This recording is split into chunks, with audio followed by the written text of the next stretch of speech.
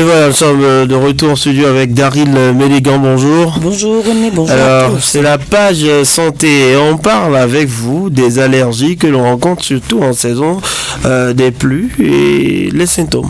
Et oui, René Soglo, les périodes de pluie peuvent s'accompagner d'une augmentation des allergies et même de certaines maladies.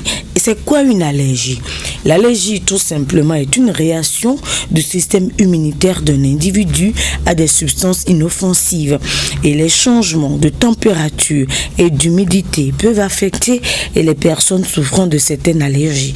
Et les allergies concernent 25 à 30% de la population. Alors, en période de pluie, il y a des allergies qu'on rencontre fréquemment. Des allergies aux moisissures qui sont des champignons, les allergies aux acariens, les acariens qui ne sont rien d'autre que des micro-organismes, des êtres vivants, des tout petits et invisibles à l'œil nu.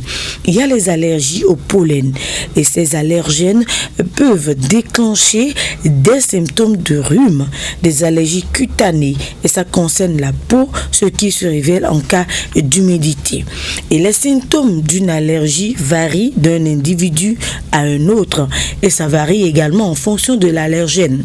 Et on a des symptômes respiratoires, des éternuements qui sont très fréquents en cette période de pluie, des démangeaisons également au niveau de la gorge, au niveau nasal, des rhinorrhées, c'est-à-dire le nez qui coule, une respiration sifflante, une toux, et les essoufflements chez les asthmatiques surtout, les symptômes oculaires, des lamoiements, des yeux qui rougissent aussi en cette période de pluie, des picotements, des symptômes également cutanés comme les urticaires, des démangeaisons et même les maux de tête, René Soglo. Alors Daryl, est-il possible d'être allergique à la pluie? Il est très rare et moins évident d'être allergique à la pluie elle-même. Dans les cas où ça arrive, on ne parlera pas d'allergie à la pluie, mais plutôt d'urticaire. Mais par contre, il y a beaucoup d'allergies liées aux éléments que la pluie transporte. Un peu plus haut, j'avais parlé donc des allergènes.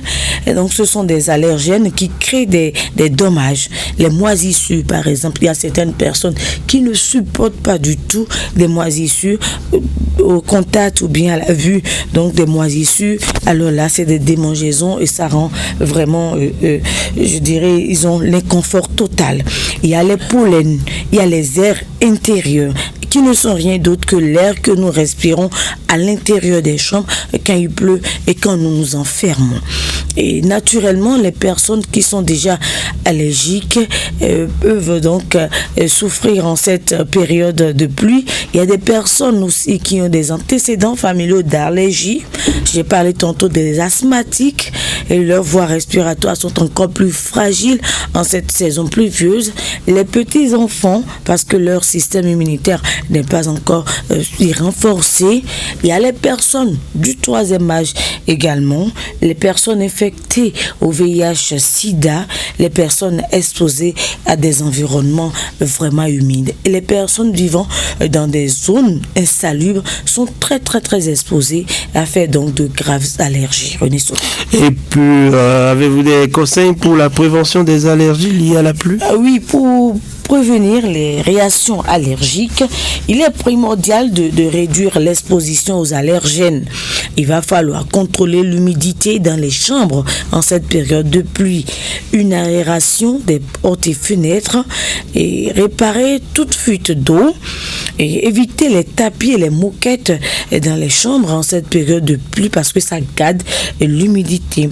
Et lutter contre les moisissures aussi, donc il faut être propre, il faut garder son environnement sain et tout ce qui est mouillé ne doit pas rester dans la chambre à l'intérieur. Ça peut donc créer des allergies. Et en cette période de pluie, il faut laver proprement les draps, les têtes d'oreiller, au moins une fois par semaine. Je dis bien au moins une fois par semaine. Donc, il faut se laver fréquemment également les mains. Éviter toute fumée en cette période aussi. Et dès que vous sentez les allergies, il faut une consultation chez le spécialiste de la santé pour une prise en charge. Une allergie en saison de pluie n'est pas à négliger, René Soglo. Voilà, donc merci à vous Daryl Mélégan.